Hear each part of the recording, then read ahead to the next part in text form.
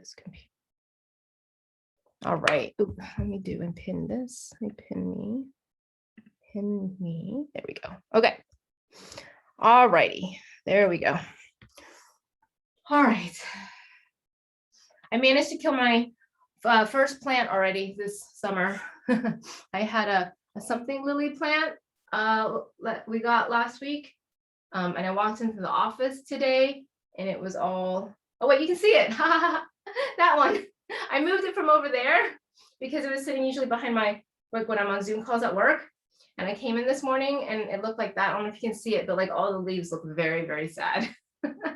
So it was only a week and it was super hot and I forgot to water it. And I guess it didn't like being baked in the, essentially my office is a greenhouse. So it became very sad. This is why I do fake plants. All right. Compression. We're going to work on like flattening into a sandwich. That's today's theme, is becoming and flattening into a sandwich. And that is going to, all goes back to core strength, opening the lower back, but kind of really on as a kind of a like really compressed, a really focused type of core strength is compression and flattening like into what I call flattening into a core sandwich. All right, let's go ahead and start onto our back, hugging our knees into our chest, rocking from side to side. It's been a while since it's been a busy week, so I don't think I did more than one yoga class. Plus, it was super hot, so I ended up working out of my closet. But I'm supposed to get air conditioning in the office soon. So hug your right knee into the chest, extend the left leg out long, and kind of warm up the hip flexors by compressing. So pressing down from the shin bone and the thigh bone onto the rib cage. And really squeeze, squeeze, squeeze, squeeze, squeeze, because that's going to warm up the hip flexor, which we're going to use a lot of this. You know, most classes, but a lot of that focus on today. And what's interesting is the stronger than my hip, I guess my quads have been, actually the deeper that I have found my flexibility in like Hanumanasana into like just splits. So it's kind of interesting because my splits have gotten better, but I haven't been working a lot on splits in terms of actual pose, more like the strength, everything around it. I'm going to switch. Left knee into the chest, extend the right leg out long, compress and just squeeze because we're warming up that hip flexor. You want to bring your left knee into the collarbone. Keep pointing those both toes, that right toe trying to reach the front wall, wherever it is pointing to. And we want to squeeze, squeeze, squeeze, squeeze, squeeze, squeeze, squeeze. And release. And take the legs up towards the sky, take them out wide. Ooh. Ooh. And just kind of massage the inner thighs so that, massage the inner thighs so you can build a little bit of heat and get a little bit more opening. Now flexing through the toes, you're going to draw the toes towards the ear. Keep the low back pressed into the ground. And those are going to hit some of those similar muscles, but at a slightly different angle. That's your hip flexor working and your quads working. So as you curl your V towards you, you're going to press your low back and your low back into the mat. This is kind of your low belly, compressing and bringing your low belly, transverse abdominis, your TA, towards your sternum.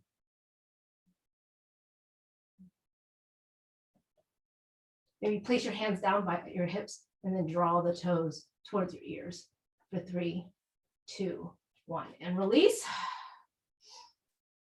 Try to hug and actually take butterfly or take recline butterfly and give your quads and your hip flexors a break before we go in and try that again. And trying to take that V as far this way as possible, but keeping your low back pressed into the mat. So taking that V, flexing the toes here, pressing the heels like you're shooting laser beams out of the heels of your feet. You're going to draw with the low TA, so not with the upper abs, but with the low belly, you're going to draw the low belly. Your low belly is active, which is going to bring your toes closer to your ears. And pressing your low back to the mat. Holding. So notice if you arch your chin or push your chin up, you want to flatten that because this has nothing to do with the neck, right, or the chin. So hold for 4, 3, 2, 1, and release. That should be pretty intense in your low belly, in your TA. Take the feet together, knees apart, in true reclined butterfly pose. So allowing the feet to rest onto the mat and opening the knees. I don't know if you guys, oh, I guess nobody here has young kids. There's a new Pixar Disney movie that released yesterday. So of course, like Kiona had already watched it. I'm like, oh, there's a new movie. She's like, yes, Mom, there's a new movie. And it's called Luca. It was actually pretty good. I love Pixar movies. I find like all the Pixar movies are just so good. Like every Pixar movie, I always cry at every Pixar movie because it's just so good. It's just so well done. All right. Oh. All right, hugging the knees into the chest, tossing the arms overhead, extending the legs out long, giving yourself a nice long stretch. Okay. Let's place our legs straight up towards the sky so we're at 90 degrees. And we want to draw. So again, activating through the low TA, low transverse abdominis. That is what's going to curl our legs overhead, pressing the low back into the mat. Now, instead of rounding our shoulders, we're going to reach our collarbone and activate our, what is that? Our low trap muscles, or our mid back muscles, to try to anterior tilt. Yeah, anterior tilt as you bring, so you're tipping the pelvic bowl forward. You're activating your mid back, your low traps, your mid back, and you're drawing the toes towards you. There should be a deep engagement right here in the low belly. So that adding that anterior pelvic tilt is really going to put the engagement in the muscles in the TA and in your back. And release. Taking your legs out wide, toss the arms overhead, interlace them. Point your finger, inhale, exhale, curl chin towards chest, reach like you're trying to touch the wall, and then use those hip flexors as we did before to bring the toes closer to your ears. Deep engagement of the core, inhale. This should be pretty intense. Inhale, exhale, curl, chin to chest. So curling both ways into a compression. Inhale, exhale, curl. Inhale. Your quads might be shaking because they're super active in getting that compression. Exhale. Reach, and release. Whew, good morning, core. And it's supposed to be, what is it here? It's going to be like 80 something today. This whole weekend was like 90 something. Oh, rock up to seated. We'll add in all the boat and all the seated core stuff after we get moving. So we're going to plant our hands, come into all fours. We're going to find our, I gotta get my mat aligned. Okay, tuck the toes, lift the hips. Downward facing dog. And get some movement here. Inhaling, right leg comes up towards the sky, swing it way forward, runner's lunge. Oh, my body is stiff. I don't think I did, the last time I did yoga, I think was on Monday. I'm actually not sure. Back foot to the top of the mat, forward fold. It feels like forever ago. Inhaling all the way up, floating arms up towards the sky, and close the pose. Inhale. Exhale, swan dive it forward. Inhaling halfway up. Exhale, plant the hands, step back, side plank, lower down knees, chest, chin, roll the shoulders back and down. Cobra, draw the body forward. So we're going to use our low back or our low traps. So our low traps are here, right? So draw the shoulder blades down, tuck the toes, lift the hips, downward facing dog. Remember, those muscles are active in every pose. Posterior pelvic tilt, anterior pelvic tilt. You'll always have that. Imagine like that slight upper back bend in all cases, because that's the way that your upper back, your low traps work. Inhaling, left leg comes up towards the sky. Swing way forward, runner's lunge. Back foot to the top of the mat, forward fold. Inhaling all the way back up, floating arms up towards the sky. And close the pose. Inhale. Exhale, swan dive it forward. Inhaling halfway up. Exhale, plant the hands, step the right foot back, drop the right knee down. Anjanayamas, low lunge, reaching arms forward, up and back. If you have a block, add your block. Add to the intensity as we press into the block and feel your psoas. Remember, this is a posterior pelvic tilt, posterior pelvic tilt as you do a back bend. That actually allows you to go deeper into your back bend. And then slowly come out of it. Plant the hands down, step it back.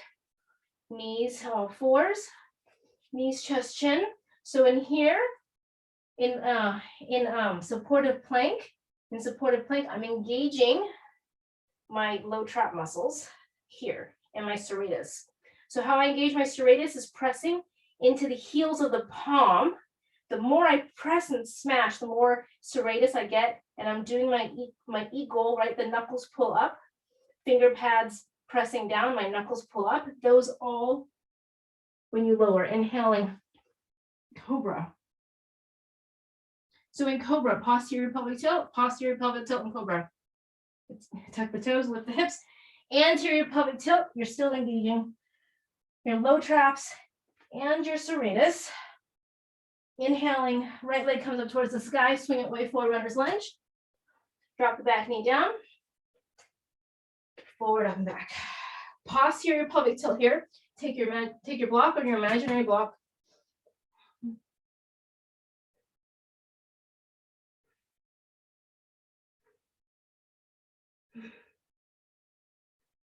Inhale, neutralize through the spine, windmill the hands down, pop the back knee off the mat, back foot to the top of the mat, forward fold. Inhaling all the way back up, floating arms up towards the sky, and close the pose. Inhale. Exhale, swan dive it forward. Inhaling halfway up.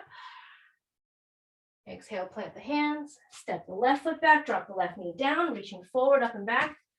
Squeeze, activate your serratus. Opposite of shrugging the shoulders, draw the shoulders down your back, mid-back, low traps. Low traps. So your low traps are right here in your mid, like where your right by your shoulder blades are. You're drawing that part in your serratus down, posterior pelvic tilt as you back bend.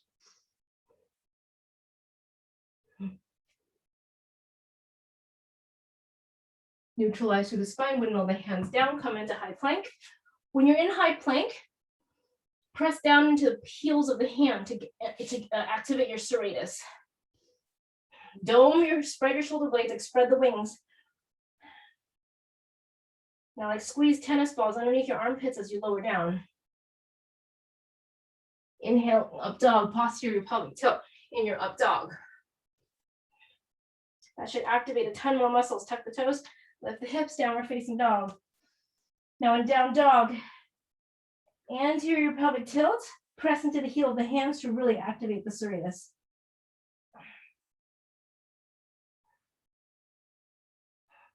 Inhaling, left leg comes up towards the sky, swing it way forward, runner's lunge. Drop the back knee down. Inhale, forward, up and back. Anjani low lunge.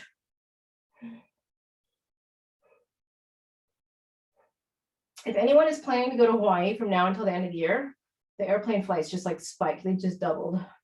We should have bought like a week and a half ago. They were like half the price. But yeah. If you're going to Hawaii, I would recommend planning now. It's June now. And windmill the hands down. Pop the back knee off the mat. Back foot to the top of the mat, forward fold. Inhaling all the way back up. So you're in all the way back up. And close the pose and breathe. Okay, we're gonna do some forward folds. Forward folds, activating the hip flexor. So you can take your block if you have your block. Let's see. Okay. All right, let me straighten out my mat. Like if my mat isn't aligned like perfectly, with where the wood grate, where the boards are, it's off. It's off. There's something off, right? All right, forward fold onto the block. You're gonna press your hands onto the block, engage your serratus. So here, we don't want to be shrugging. We want anterior pelvic tilt and activation of the low traps. Roll the shoulders back and down. Like squeeze tennis balls underneath your armpits. Press into the heel of the hand. Now you're going to float the right foot. You're going to hike the right foot up an inch, and you're going to kick it forward to your right wrist. And you're going to kick it as hard as you can to your right wrist. And it's going to engage your hip flexor, your quads, and your core on the right side a lot. So 4, kick it hard, 3, kick it hard, 2, kick it hard, 1, and release. That should have been pretty intense. I know I'm starting to heat up and starting to sweat already. It is, what's the temperature here today? It's 64 degrees right now, but it feels a whole lot hotter. All right, we're gonna do that again on the right side. We're gonna float the right foot up. So first, get your serratus and your low trap sorted first. So get the shrug out of your shoulders. You're activating your low traps. Anterior pelvic tilt, right? Anterior pelvic tilt, tip the soup bowl. Oh, there it is. I can feel my back engaging once I do my anterior pelvic tilt. I hike the right, press into the heel of the hands to activate the serratus. Think tennis balls underneath your armpits. Float the right foot up, kick the foot into the hand, into the right wrist, keeping that anterior pelvic tilt. Keeping that anterior pelvic tilt for 4, 3, 2, 1, and release. And breathe.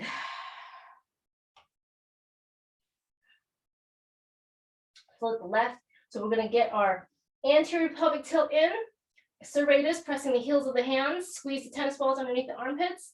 Float the left foot up. Kick as close to the left wrist as you can. Keep pressing. Don't lose the serratus. Press into the heel of the hand. Press into the heel of the hand as you kick, and release. Because a lot of times when we focus on the kicking, we lose the serratus, we lose the heel of the hand pressing down into the block. Or you can elevate with some books. Any solid surface that's elevated is fine, that is stable, that is flat. So like a shoe would not be good, a water bottle would not be good. I've seen some interesting creative things when we were at 24-hour fitness teaching and people didn't have blocks, but you know, it seems like ages ago. Anterior pelvic tilt. Anterior pelvic tilt really gets your low back activated. Anterior pelvic tilt, press into the heels of the hand, squeeze the armpits, and kick the foot into the wrist. Don't lose the heel of the hand. Don't lose the serratus. Don't lose the serratus. Don't lose the serratus for 4, 3, 2, and 1, and release. And release. Take the block out. Forward fold, anterior pelvic tilt. Just old regular anterior pelvic tilt. It should be so much easier now. You can feel your. Hi, Aurelius. You want to do baby yoga too? You want to do baby yoga? Different class. All right, anterior pelvic tilt, plant the hands down, step it back, high plank. So keep that same engagement. You are in a, let's see, here you're in posterior pelvic tilt. Posterior pelvic tilt, active through the low traps. Press into the heel of the hand. Press strongly into the heel of the hand as you slowly lower down to chaturanga. Inhaling up dog. Up dog is a posterior pelvic tilt. Press into the heel of the hand. Your upper back should be so active. You might get some muscle shakes. So active. Tuck the toes. Lift the hips, downward facing dog. Anterior pelvic tilt. This is an anterior pelvic tilt. Opposite of shrugging your shoulders. So find your low trap muscles. Find your low trap muscles. Press the chest to the thighs. Anterior pelvic tilt. Claw the mat. Press into the heel of the hand. Find your tennis balls underneath your armpits. Inhaling, right leg comes up towards the sky. Straight leg. Flex the right foot. You're going to kick it towards the right wrist. So it's not to the side. It's straight forward to the right wrist. You're not going to get very close, but we're going to find those muscles. So my right foot is hovered an inch above the ground. We're trying to, and I'm kicking my right foot forward, not to the side, forward, straight towards the right wrist, and I'm going to press it back. And we're going to kick again, flexing through the right foot, kicking towards our right wrist, anterior pelvic tilt, activating through the serratus. Kick the right foot to the wrist. 5, 4, 3, 2, 1, press it back. One more time. You should feel a lot of heat in the right quad because that's your quad and your hip flexor working. So you're active through the serratus, your upper back is working, flex the right foot, kick it. Kick, kick, kick, kick, kick, kick, kick, kick, kick, kick, kick, kick, kick, kick, kick, kick, kick, kick, kick. And lower the right foot down. Lower the knees down and sit it back, child's pose. So even that small action should have taken an incorporation or activation of a lot of the muscles. I told my yoga teacher last week, I'm like, oh, you know, building strength in your low traps. Like, why do we care in our daily life? Like, why do we want low trap strength? And I told him, like, well, I actually found like a new use for like all the muscle strength that we've been building, especially with kids, because you got to run around and catch, or, you know, you got to run around and you're just chasing kids. You're just chasing toddlers. But last week, one of Kiona's friends climbed up some rock play structure all the way to the top, and she couldn't figure out how to come down. So I don't know what was in me. I'm like, oh yeah, I can go climb up that rock structure. So I don't know what I feel stronger today than before kids. I feel stronger now than I did when in my 20s.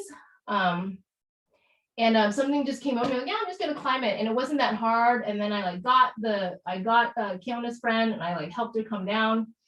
And I definitely felt like, because I feel stronger and I have more strength, it wasn't like something, it was something that I felt confident I could do.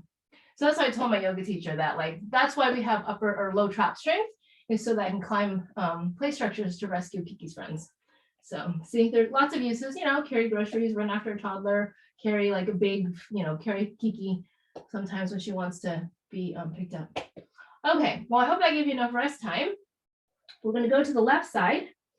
And I know I did not bring my water bottle. Okay, we're going to go to the left side. Come into all fours, tuck the toes, lift the hips. Remember, active through your down dog, anterior pelvic tilt, active through your low traps. Your low traps are always pretty much active all the time. Back bends, forward bends, always active with your low traps. Your serratus is always on. These muscles are just always on all the time. Inhaling, left leg comes up towards the sky, pressing to the heels of the hand. Kick the left foot to the left foot to the left wrist. You're floating the left foot, so it's not out to the side, it's straight towards the left wrist. So you're not, so for me, it's probably 2.5 feet in between my wrist and my foot. Maybe less. And press it back, one-legged down dog. I'm going to go again. It's going to be intense in a lot of different muscles. Find your serratus, press into the heel of the hands, anterior pelvic tilt. Find your low trap muscles, kick the left foot into the wrist, left foot to the wrist, left foot to the wrist, press the heel of the hand. Because that's what sometimes the first thing you'll, I forget, is to press into the heel of the hand to get the serratus, clawing the mat for 3, 2, 1, press it back. Left foot kicks into the wrist for 5, 4, 3, 2, and 1. Press it back. Lower the left foot down. Lower the knees down. Take child's pose. I can tell my lower trap muscles are fatigued. That took keeping them active for all of that movement is definitely fatiguing.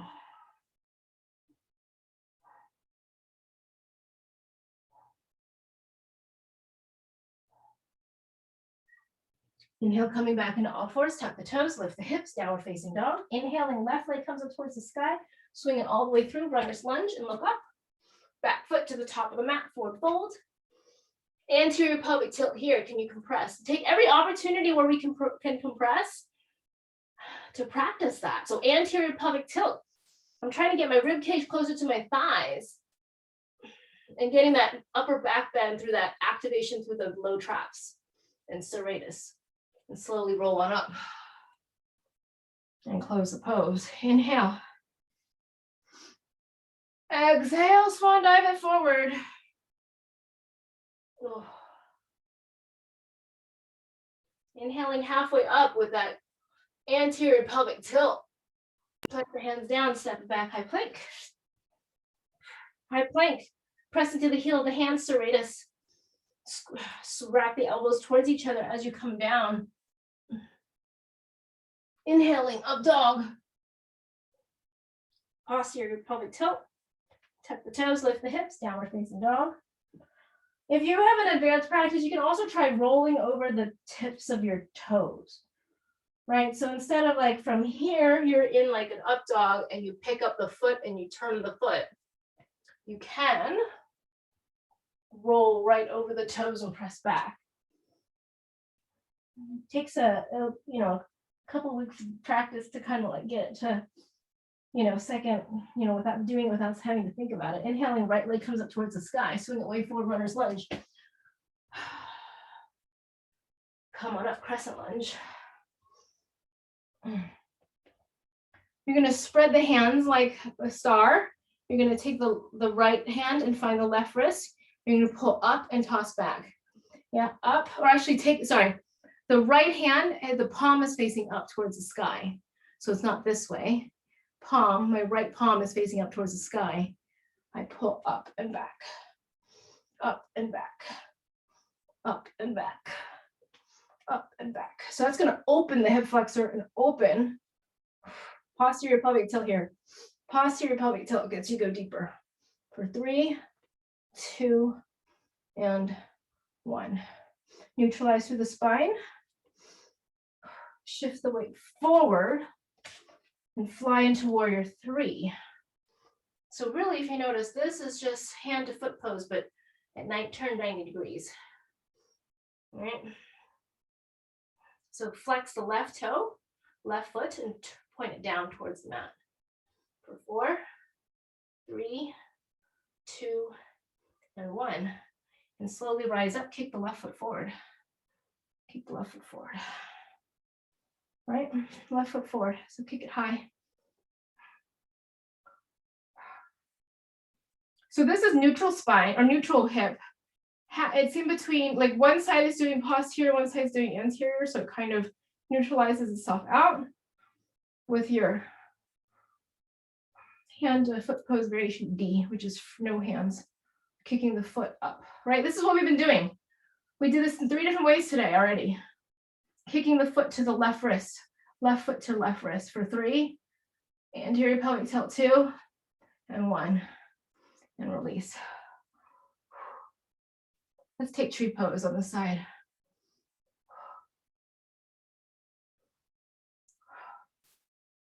Because that's all of that is the same that we've just been doing when we were in down dog.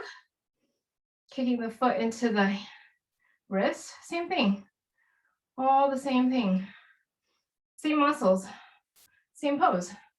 It's just we're in slightly different physical orientation. We're turned at 90 degrees or turned at 180 degrees.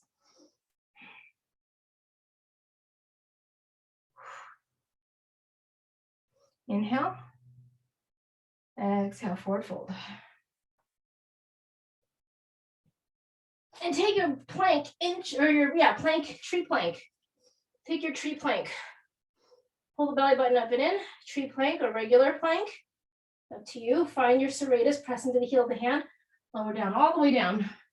All the way down. So you're in, like you're in tree, but your belly's on the ground. And that's also to help open up, that helps open up something in your hips. I can't figure out which muscle that is. Yeah, I don't think it's the piriformis. It's not the pectineus. I'll have to figure it out. I don't know which one, but it's some hip muscle. Cobra. Cobra or Sphinx in tree pose.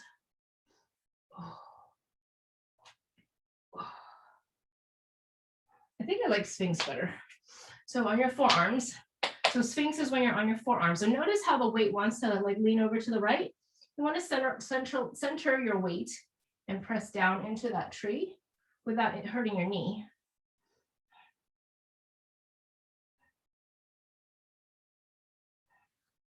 And then tuck the toes and press it back. Maybe you are in tree down dog, maybe in regular down dog. Oh. Challenges the muscles a little differently. Anterior pelvic tilt. Can you find your serratus? It's a little different because you're asymmetrical.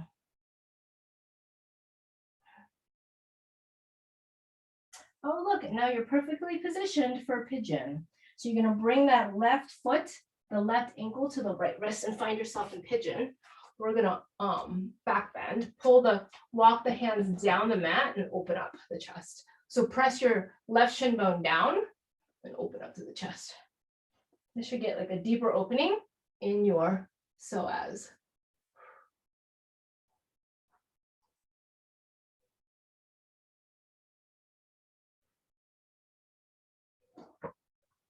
And release, release, release. Okay, we're gonna have a seat. We're gonna swing the right foot around. So now you're in a seated, well, this will be fun. Now you're in a seated Dandasana. Seated pose, with your legs straight and in front. Okay. Same thing. We're going to compress. We're going to compress. So we're going to roll our shoulders back and down. We're in an anterior pelvic tilt. Ideally, you're not using your hands, but that's, part of the process. Roll the shoulders back and down. Maybe you need to press down onto your hands here, somewhere in your mid thigh. We'll first start out with just one leg. But what we want to do is we want to lift the right leg, right? Like that same compression that we've been doing, but without rounding the back, right? Because that's not the pose. So we want to do an anterior pelvic tilt. We want to have no change or actually strong engagement through our upper body. Our serratus is out, our low traps are on. What is this? That cobra, that slight back bend action in the upper body, anterior pelvic tilt. Like what? This is down dog. This is down dog turned like not quite 90 degrees, but it's, this is down dog, right? This is our down dog. So now we're actually going to do the same thing that we did in down dog, right? Where we kicked the foot to the wrist. We're just going to do it seated, right? Same. We're going to have our hands on our ground, roll the shoulders back and down, anterior pelvic tilt, active through the serratus and traps, and we're just going to lift the right leg, and it's going to feel pretty intense. So we're anterior pelvic tilt with that right leg. You're using your quads for 4, 3, 2, 1, release, right? Very different than if you were going to do this. Anterior pelvic tilt. That anterior pelvic tilt is key. It's like if I was like pressing into your low back. You know what else this is? When we do L stand, right? When we do L stand at the wall and we're trying to press our chest towards the wall, that's the same muscle, the same intensity. Roll the shoulders back and down, anterior pelvic tilt, really press. Now lift that right leg. It's not going to lift up very high, but it's anterior pelvic tilt. It's helping that right leg, and release. We'll switch to the left side 2 times, right side 2 times. Roll the shoulders back and down. Your quad should be working really hard. It's your quad and your hip flexor, Roll the shoulders back and down. Anterior pelvic tilt. Just even sitting here in Dandasana, I'm breaking a sweat just sitting here in Dandasana. Anterior pelvic tilt, active through the low traps, float the left leg up. Notice how you want to shift the weight backwards, but you're not going to, because you're going to use your strength of all your muscles and your serratus and your anterior pelvic tilt to get that lift for 3, 2, 1, and release. Right? It's the same muscles that we've been using with the kick the wrist and down dog. Same. I feel it more intense because I'm forced to in the quad this way, but it's the same. It's the exact same pose. Roll your shoulders back and down. You can use your hands down at your mid thigh, chest forward, active through the serratus. Now lift the left leg, anterior pelvic tilt. Fight with the anterior pelvic tilt. Keep fighting with the anterior pelvic tilt. Pull that leg into the socket. Pull the leg into the socket and lift that leg. 4, 3, 2, 1, and release. Nicely done. That should be pretty intense. We're just sitting and lifting our leg, right? All right, both legs, 2 legs. You got 2 of them. We're gonna lift them at the same time. Some people do this at the wall. You could lean up against the couch, maybe, but it's harder because remember it's anterior pelvic tilt, and then you're gonna have your hands by your mid thighs, and you're gonna lift both legs. So if you have a wall, the couch worked for me. Again, if you have a wall, you don't want to slump. You want to make sure you're sitting up nice and tall. And because what happens is a wall doesn't allow you to cheat. You can't really lean back, right? You can't cheat and do this. Yeah? Okay, 2 times we're going to do both legs.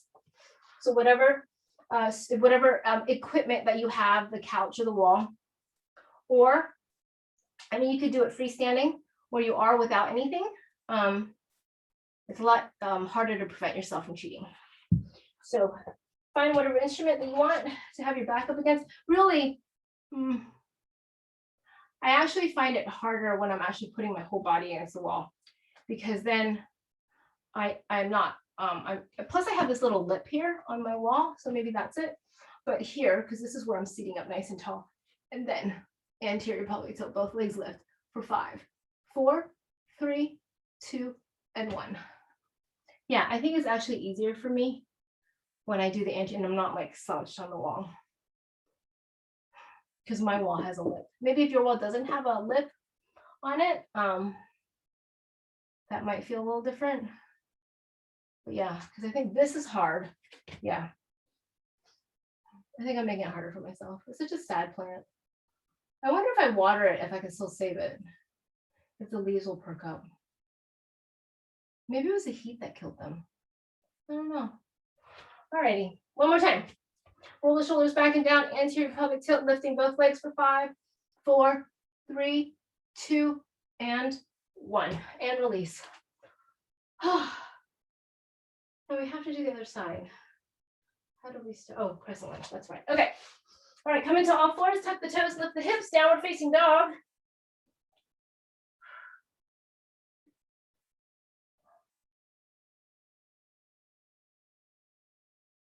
Oh.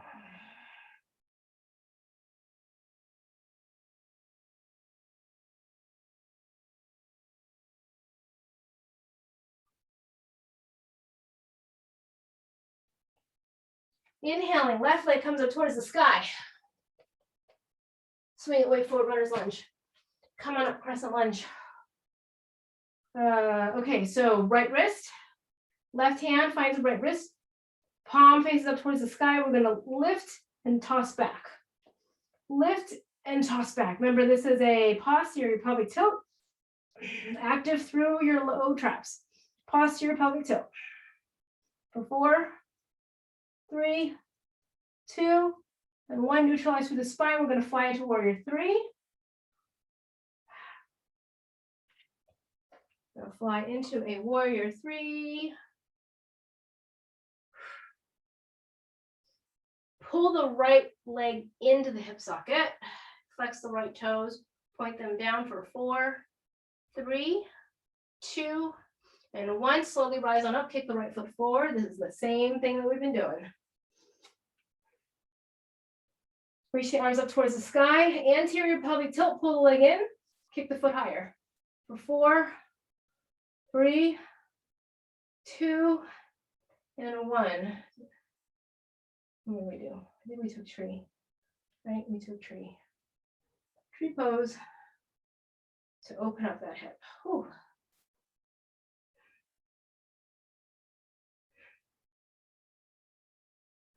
Let's ground into your standing foot. Root into all 4 corners of the left foot. Keep opening that right hip using the back of the right hand. We're going to forward fold with a tree pose. Bring it down to the mat for chaturanga in tree pose. Inhale. Exhale, forward fold. Plant the hands down. And hop your way back. Ooh. We're going to lower all the way down. We're going to find Sphinx in tree pose. So that's forearms down. Pull the. I'm trying to drag your body forward. But notice how you're leaning on the left side. We want to center so that we get more opening into that some muscle into the right hip. I can feel it. I just don't know which one it's called. It's like the same one that we get to, I think, in frog. That's what it feels like. Or maybe a slightly different one. I don't know. It's not quite the pectineus, I don't think.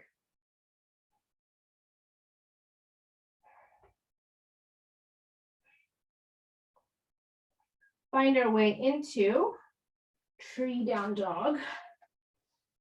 Oh. Into pigeon, right leg comes forward, right, what is this? Right foot to left wrist comes forward into pigeon. Oh, yeah.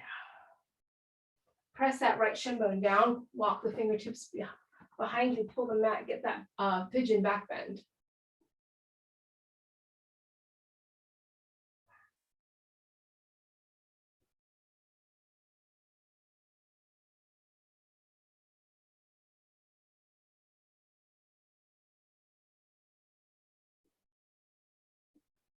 I think I'm able to get deeper into pigeon. Ooh. And release. Swing the foot around. Okay, so now, same muscle groups. We're going to change it up a little bit, right? Same, essentially the same pose, but just in a different part in space. So we are going to do boat. We'll do boat with the variation with the block. So same muscles, really, same muscles, same pose. So we're going to do boat with our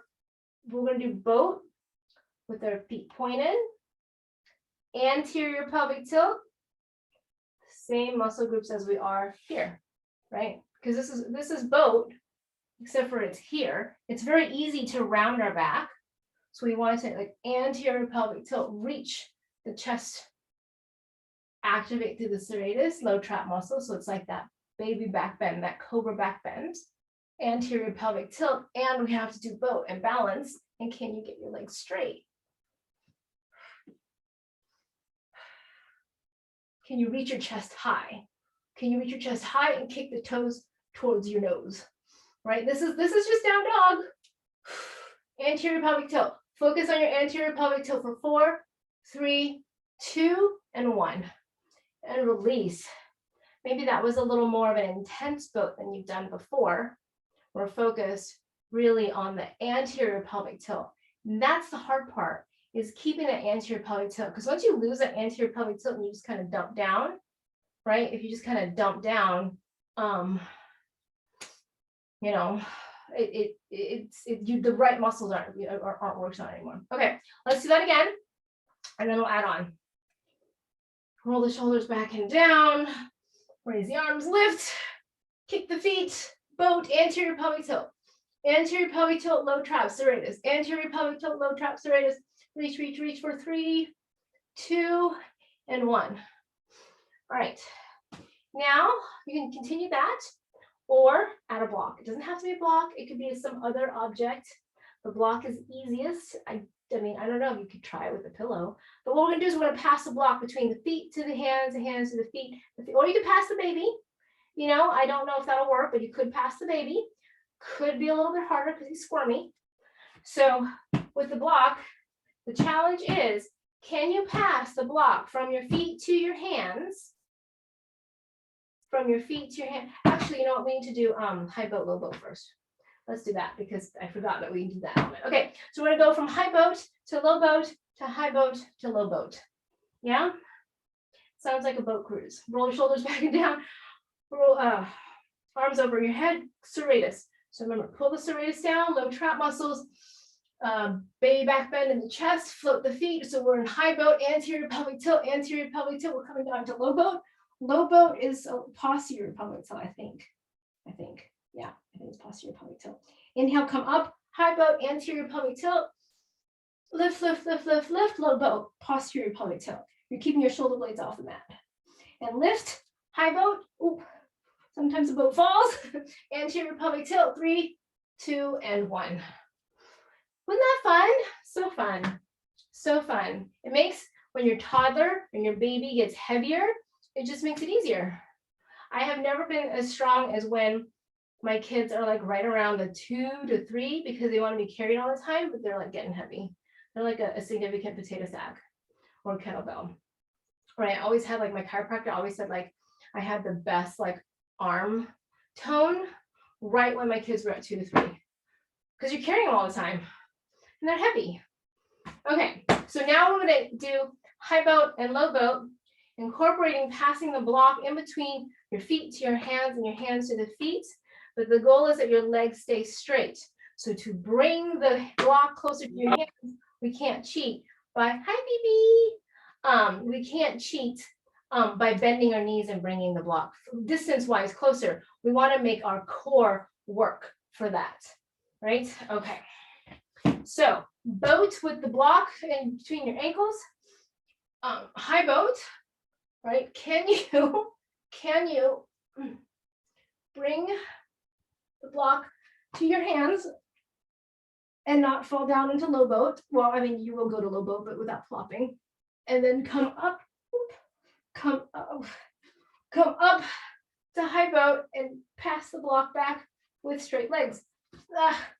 Anyway, it's a work in progress. It's hard, but go try that. Go do, I don't know, 6 passes, right? 1, 2, 3, yeah, try 6 passes. So that's 3 rounds, yeah? And there'll be lots of collapsing and falling. But the key is, can you do it? Anterior pelvic tilt, straight legs. Yes, Anjali, that's it. That's it. Can you come all the way up? Come up higher, come up higher. Basically what the block is doing, it's forcing you to come up higher than you think you can, right? Because now you have like the goal, which is the block. Maybe if we put like gold coins on it, that'll be better, right? Okay, so try your round of block passing with the goal, anterior pelvic tilt, anterior pelvic tilt.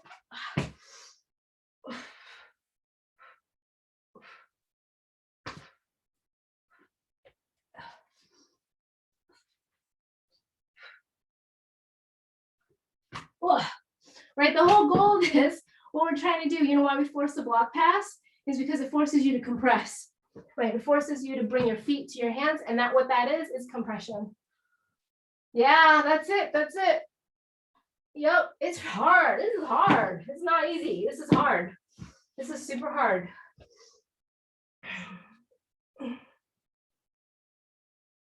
Oh, all right.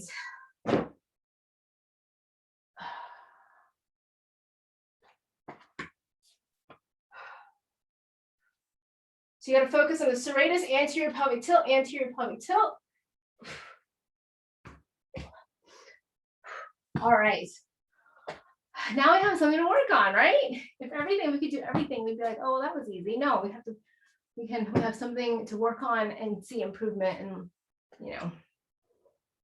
All right, where were we? Did we do both sides of that? Yeah, we did. Okay, come into all fours, tuck the toes, lift the hips. Now we're facing dog. I think I remember I think it was Edna, one of my yoga teachers. She said, if you are like exhausted and, you know, huffing and puffing, you know, and so tired, that means it's working. That means you're going to get stronger. So instead of looking like being completely out of breath and like ready to collapse, not collapse in a bad way, but like collapse, like because you're so tired, that means it's working, because it means you're going to get stronger. It means you're pushing yourself beyond the edge, beyond where you're comfortable, and you're doing it. And that's the goal, is to get to that huffing and puffing. Inhaling, right leg comes up towards the sky, swing it way forward, runner's lunge. We're going to turn to a wide-legged forward fold. I'll turn and face you guys. So runner's lunge, come on up. Actually, so drop the left heel. Actually, drop the left heel down. We're going to come on up to warrior 1, and then we'll flip. So warrior 1. Yeah, so ensure that your hips are square. You're going to press into the outside edge of that left foot by internally rotating through that left leg. That should give you a nice hip opening, as well as you go deeper and bend deeper into that right leg. For 4, 3, this is easy. Easy peasy now. 2 and 1. Turn the toes and heels out. We're going to go wide-legged forward fold and work on that compression. So wide-legged forward fold this way. There's only one way to forward fold. So the same things apply here. So notice how we are just kind of hanging out, and so we kind of round our shoulders, and we're like wondering, why aren't we getting anywhere in terms of our flexibility and our strength? So the same muscles we've been using all day long. Roll the shoulders back and down. Activate through the low traps. Baby back bend, right? Like, so all those muscles that you just did with your boat, with the kicking, with the, right? So I don't know if you can see, so I'm taking my hands on the ground and I'm pushing it away from me so I can get flatter into a sandwich, right? So I can bring my hips and my rib cage, or actually my rib cage is going to become closer to the thighs, and I'm doing that by compressing. Yeah, so you can do that, you know, by putting your hands onto your ankles and pulling, but then that's kind of like cheating, because you're not really using your muscles. Yes, it gets you closer, but you want to make sure that you're Got that baby back bend, your anterior pelvic tilt. This is all anterior pelvic tilt. Forward folds equals anterior pelvic tilt. Forward folds equals, I think, right? Yeah. Forward folds equals anterior pelvic tilt. So now if I compress and compress and compress, and I shift my hip forwards and compress at the same time, if I place my hands down and I push forward, I should be able to compress more. Shift the weight to the balls of the feet and compress more. Anterior pelvic tilt, anterior pelvic tilt. As soon as you round your back, you lose that engagement. So I don't know if you're able to get deeper. I'm able to get much more flat and compressed into a little sandwich. My quads are active. My hip flexors are active.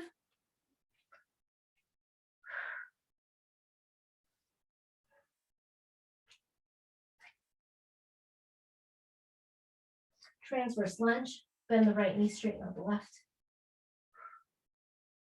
Walk the hands. So one hand on either side of the left leg. Crawl forward. This is a 2L on the right side stretch. You can feel that on the back of the right kidney. Because if you walk your hands, ooh, I can feel the tightness all the way down my right side. And then switch.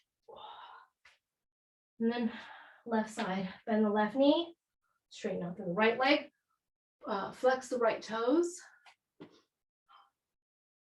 So one hand on either side of the right leg. Now what happens if you anterior pelvic tilt here? Right, I don't know about you, but as soon as I started thinking about anterior pelvic tilt, my right quad immediately contracted. It started to contract and activate even more. Right, so that anterior pelvic tilt action helps you recruit more muscles.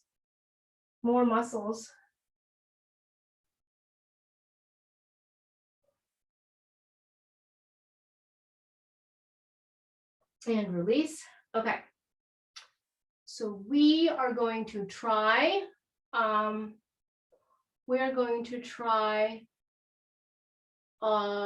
little thing called, I guess, I don't know what it's called. Straddle walking straddle. I don't know. Maybe you can help me come up with a name for it.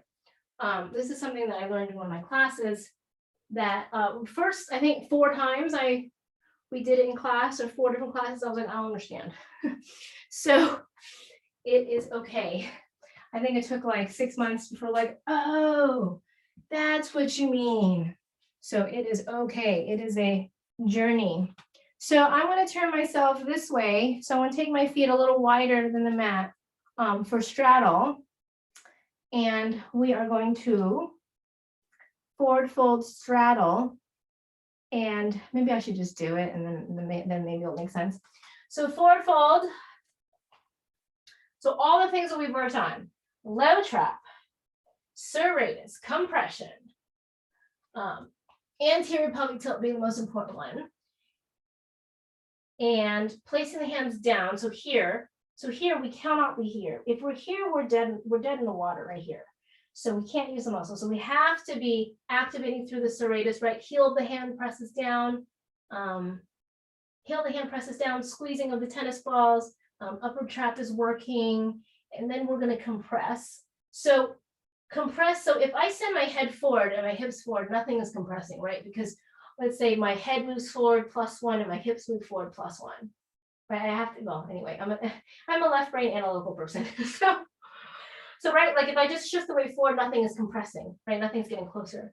So let's see, how would I explain this? If I move my head +1 and I move my hips +2, then the net difference is that they're closer together, right? I think let's see how we can figure out how to do this. How do we do this? Okay, so if I basically compress, come onto my tippy toes, can I press into my hand and lift and get a little bit of air to take my feet forward more? Yeah, that makes sense. So if I I'm straddle walking. I put my hand a little bit more forward.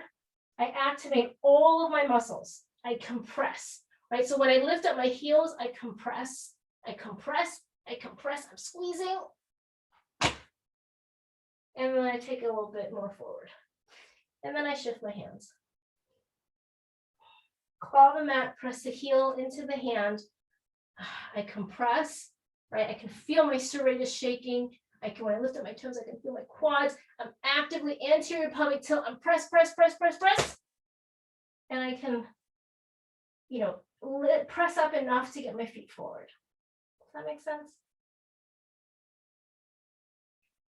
And then after you go forward, you can go backwards. So you can come and compress. You press your heels down. The heels of the hands down. Same thing. Everything is just the same. It's the same muscles. You just have to figure out how to get the spacing between your hands and your feet right. And so if you compress, let's go this way. Compress.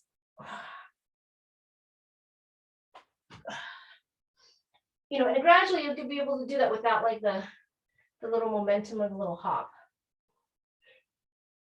Or you can just compress.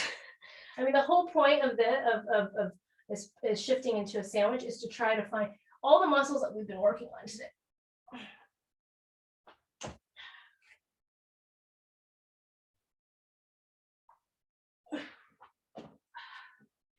Again, it took me about 6 months to understand like what I was supposed to do. So it is okay. Like, I think the first month, I was like, I don't understand how you want me to lift my feet. Like, it's just I don't understand. Like, it wasn't comprehending. So hopefully that makes you, but if you're getting it, that's awesome. But the whole point is compression, is to compress into a flat sandwich, right? So if you have to shift your weight, you have to shift your hips over your hands, because that way you can get your feet to lift off the ground to move, right? And the most important thing is that you're doing your anterior pelvic tilt and your compression. And we just keep doing that and keep doing that and keep doing that. And you're going to build the strength in your core. You're going to build the strength in your upper back. All right, we'll try for 15 to 20 more seconds, and then we will move on. Where is my, part of it too was a psychological thing, right? Because I felt like I was leaning forward. So sometimes the bolster to the wall kind of helps me psychologically, because I didn't feel like, then it's that psychological safety part, right?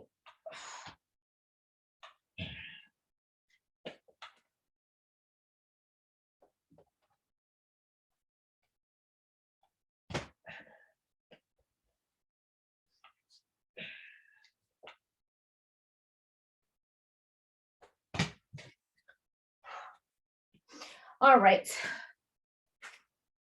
How are we doing?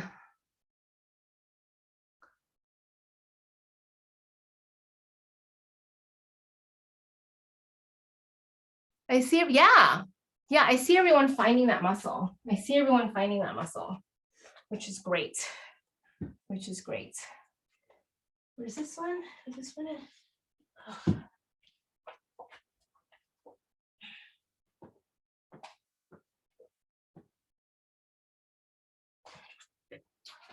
All right, so where were we? Oh, yes, okay. Let's come back into all fours, tuck the toes, lift the hips, downward facing dog. Your down dog should feel really different. Your down dog should feel super easy, because you've got this. You've got the anterior pelvic tilt. You've got all the activation of the muscles. Your back muscles are probably super turned on for this. So let's see. Inhaling, right leg comes up towards the sky. Ooh. Swing away, forward runner's lunge. Inhale, come on up, crescent lunge.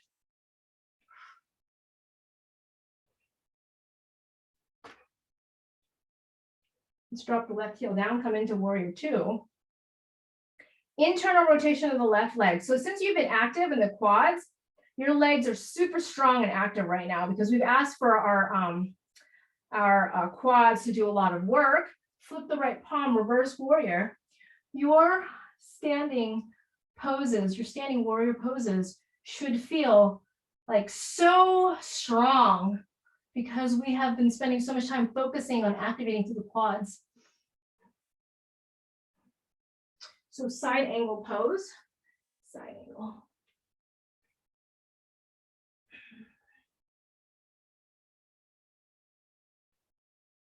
For 4, 3, 2, and 1. Windmill the hands down, come down for lizard, drop the left knee down, open up come onto the edge of the right foot and just kind of twist, left hand down. You get a little twist and opening. What you don't want to do is don't want to dump down on the left side. You want to round posterior pelvic tilt and twist because that really protects your low back and it gets you deeper into your twist. And then come back into that low lunge. We're going to tuck our right shoulder underneath. Walk the hands out wide into a T. We're going to do some hip opening right here. Kind of give our compression a little break. Notice because we have been focusing on compression, we might be able to get deeper into our, whatever this pose is.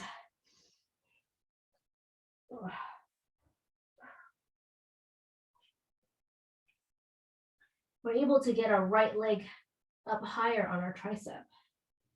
And so this is going to hopefully make our Kundalini 2 fly a bit easier. Right, because our quads and our hip flexors are super on. So walk the feet out, forward and diagonal, shift the weight forward into chaturanga. Oh. Kick the foot, kick the foot, kick the foot. And then come back onto your belly. I don't know about you, but my Kundalini 2, I was able to get a whole lot deeper. I was able to get my right leg up my right tricep a whole lot easier and further up because of all the other work that we've been doing today, really activating through the quad muscles. Okay, where were we? How did we get hill crescent lunge? That's right. Okay, tuck the toes, lift the hips, downward facing dog. Inhaling, inhale, left leg comes up towards the sky. Reach, reach, reach, open up through the left psoas. Left foot in between the hands, runner's lunge, crescent lunge. Inhale, come on up. Oh. Again, your legs should feel uber stronger because we're activating through our quads more. So drop back, heel down, warrior 1. So with warrior 1, watch the hips. You want them facing forward, bend through the left knee. Internal rotation of that right leg. That's a strong back leg using that quad muscle and the internal rotator. What are we doing? Internal rotation. And really stomp through that right heel. Stomp through that right heel for 4, 3, super straight leg on the back right leg. 3, 2, 1, warrior 2. Warrior 2 should feel super strong. Really this back leg is active. The quads are so active today. You're pressing into that right heel. Internal rotation of the right leg. Left knee forward for 4, 3, 2, and 1. Reverse warrior.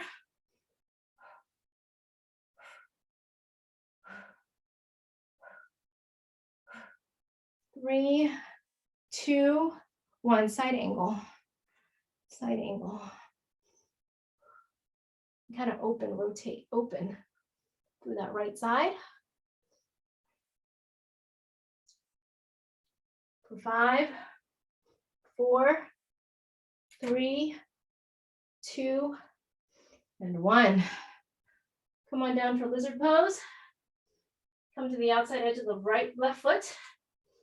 Right hand down, take the twist. Remember, posterior pelvic tilt gets you that deeper twist.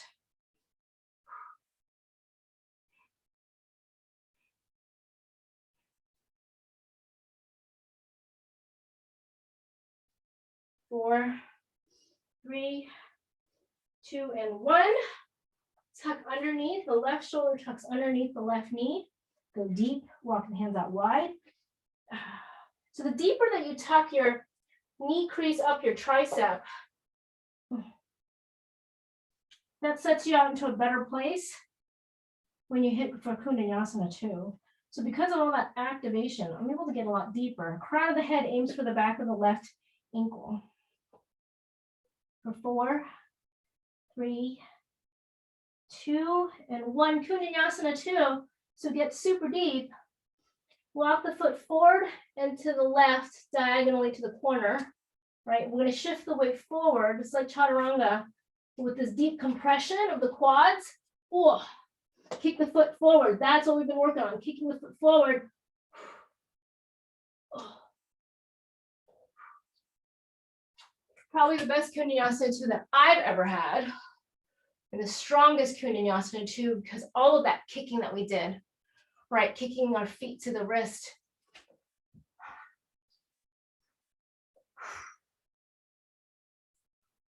Hi, Ashish. All right. Whew.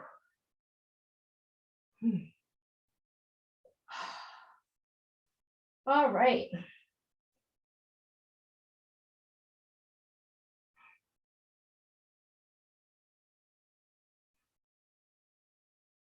All righty.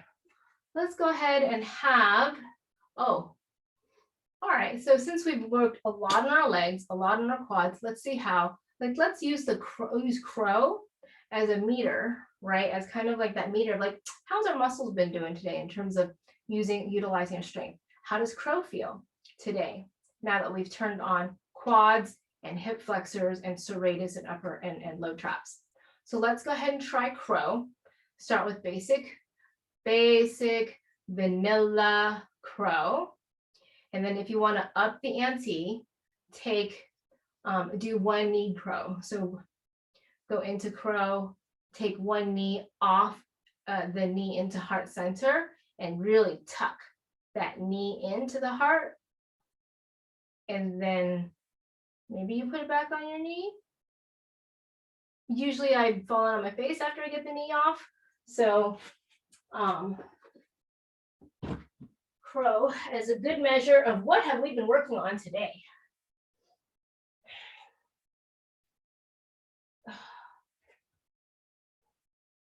So heel of the hands, serratus, low traps, squeeze the elbows towards each other, external rotation of the hands.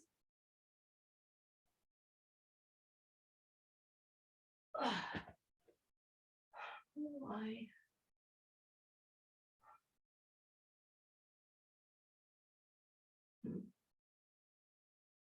When I take my knee off, I start tipping forward. Okay. Well, that was better than last week, because when I usually take my knee off, I end up tipping backwards. So I have to figure out where to put the knee weight when I take it off.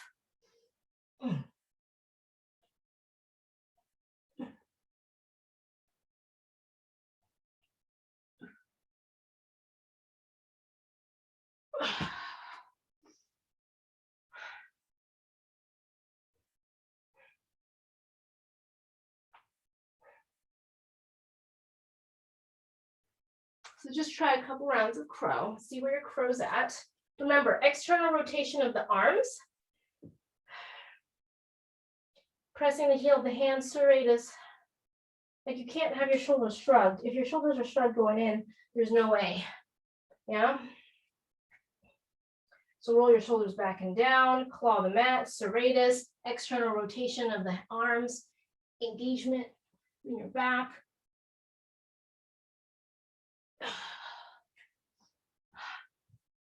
How are we doing? Nice, Anjali, looks super solid.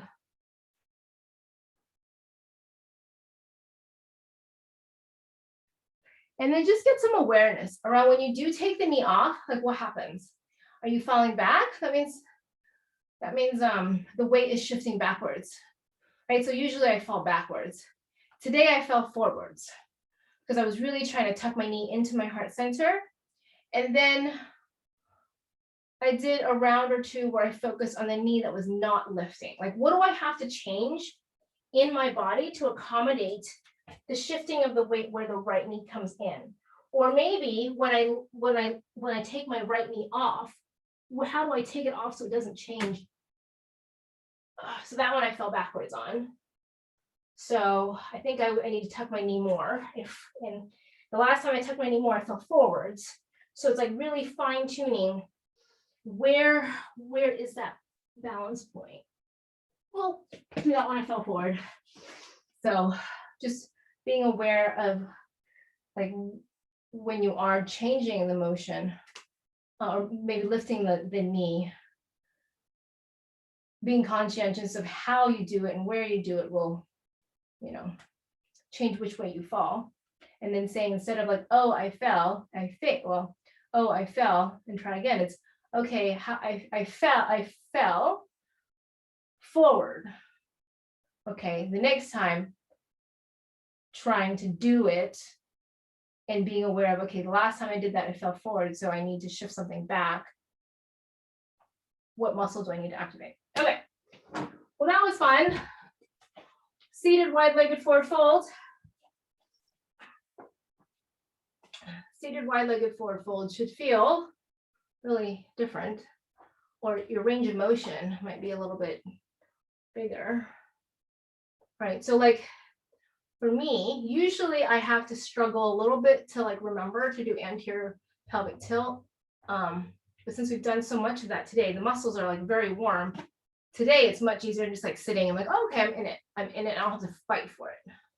So now, take the arms by the ears, and can you keep, right, this would be rounding. Here, I'll set this aside so you can see. Right, so this would be rounding. No bueno, no good. So here, we're sitting up with that anterior pelvic tilt. We're drawing our chest forward, baby back bend, taking the arms by the ears, so no cheating, and folding forward without losing that back bend curve and an anterior pelvic tilt. You might not get very far, but your muscles are working a lot. My quad muscles are working, my hip flexor muscles are working a lot for 4, 3, 2, and 1. And then now we can just ease into our, where's my strap? Now we can just ease into just passive, well, nothing's really passive, right? Now we can just ease into just forward fold, right? How far can we get? Forward fold. We won't do it today, but I bet you if you tried your L stand on your wall today, I bet you, bonus, that it will be easier, right? L stand where your feet are up against the wall and your hands are on the ground and your hips are at 90 degrees. And you are anterior, I mean, basically it's the same move we've been doing all day, right? I bet you that your L stand will be easier. I don't know about you, but you're also your wide-legged forward fold. You might be able to go deeper, or at least easier, right? Like normally here, I've got my anterior pelvic tilt. I'm normally like fighting to keep it.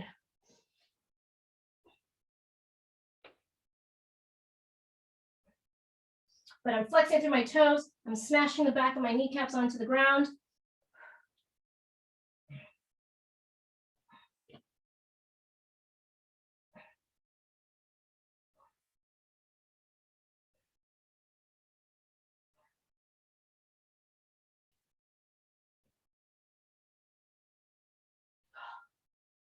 And release, release, release.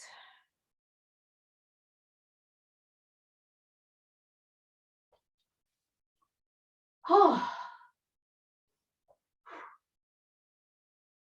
All right, counter pose, counter stretches for all the compression. Bridge, back bends. Bridge, camel, wheel. Bridge or camel or wheel. Usually bridge and wheel go together. We can do a little camel. Yeah, so come into kneeling. If you want, you can put a block in between your knees, roll the shoulders back and down. We're just going to open up all the compression that we've done to kind of counter stretch. So press the elbows back up towards each other like a chicken. So you're a chicken camel. I don't know what a chicken camel would look like. Roll the shoulders back and down. Press the hips forward. Lift the chest up towards the sky. This is a posterior pelvic tilt. Remember, posterior pelvic tilt, not back bends. protect your back, we're going to stretch out. You can have your hips, sorry, your hands on your hips. You can tuck your toes and have your hands on your heels. Posterior pelvic tilt. I can tell you this feels a whole lot easier than before, or I've ever usually camel, I'm like, oh, I'm struggling to get to my heels. But with the posterior pelvic tilt, a whole lot easier. Oh. You can also, if you want to do camel again, you can also use blocks if the heels are not available to you, or if you want a different, you can also do it on blocks here and elevates a little bit higher. Remember, tuck the chin to the chest, posterior pelvic tilt. Or if camel bothers your back, don't do it, just come down for bridge. Oh. Whew.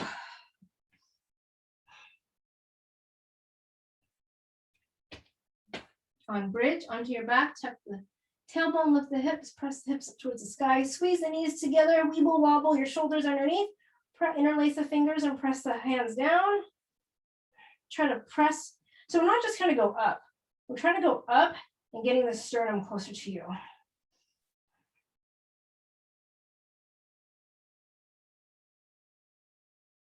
Oh, and so a couple rounds of bridge, whatever your body needs.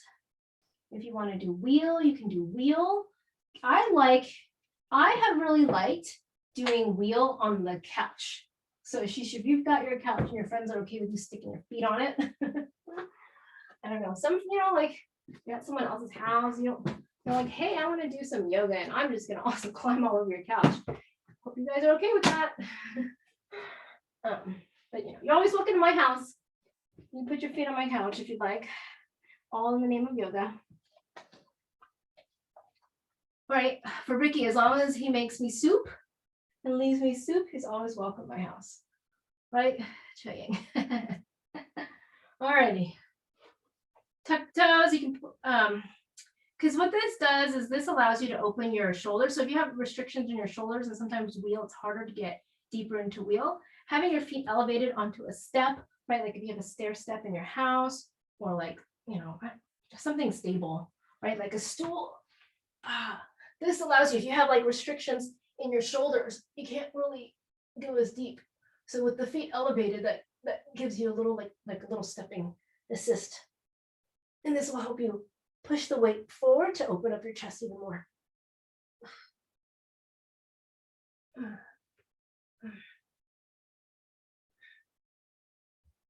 So then you can work on back bends beyond where the limitation of your shoulders, how open your shoulders are. All righty. Oh. And when you're done with that, you can come down onto your back. And extend the legs down and come down for Shavasana, extending the legs out long. Elongating through the neck, tossing your arms overhead, giving yourself a nice big stretch. Taking a moment to seal in all of the practice here that we've had today. Lowering down the arms by your side, opening up and spreading the shoulder blades, palms facing up towards the sky. Allowing and just releasing all the body weight into the mat, into the carpet, the floorboards, the foundation of your house, and really just allow any kind of tension or any kind of muscle contraction to just release. Can you bring your attention to your hips and seeing if there's any muscle there that is contracted? There's just really no need for that muscle to contract right now. We have to give it permission to take a nap. We have to give the muscles in our face and our neck. The neck and the shoulders are the one where subconsciously we hold a lot of tension. And so maybe this week we pay attention to our hips every once in a while and see if they're contracted and see if they need to be contracted. A lot of times it's a lot of clenching that happens in the neck and the jaw and the hips. Subconsciously, we clench because of something going on inside our mind. Our mind is tied directly to our body.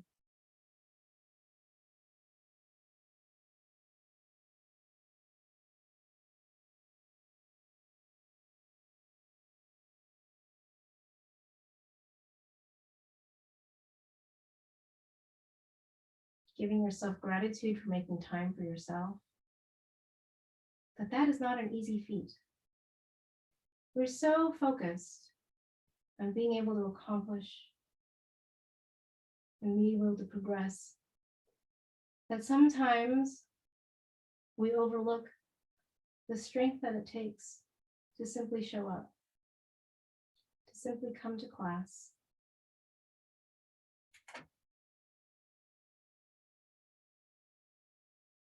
to do something for your body. When we nourish our body through physical activity, we nourish our soul, we nourish our mind. We nourish other parts of our life. You're able to focus better on your tasks, activities at work, on your family.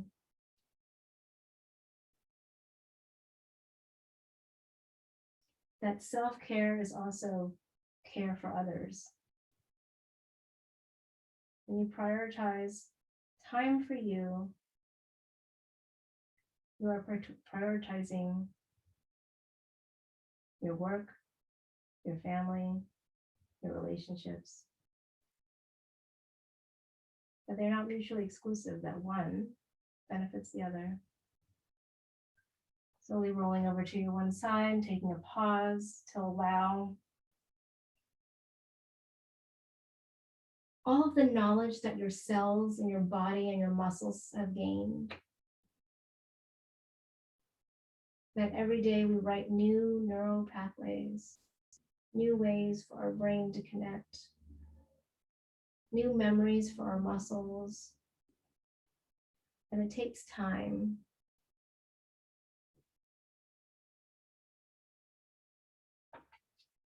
Slowly press yourself up to seated, rooting your sit bones into the earth. Inhaling, arms up overhead, clasping palms together and drawing them down to heart center. Bowing forward, namaste.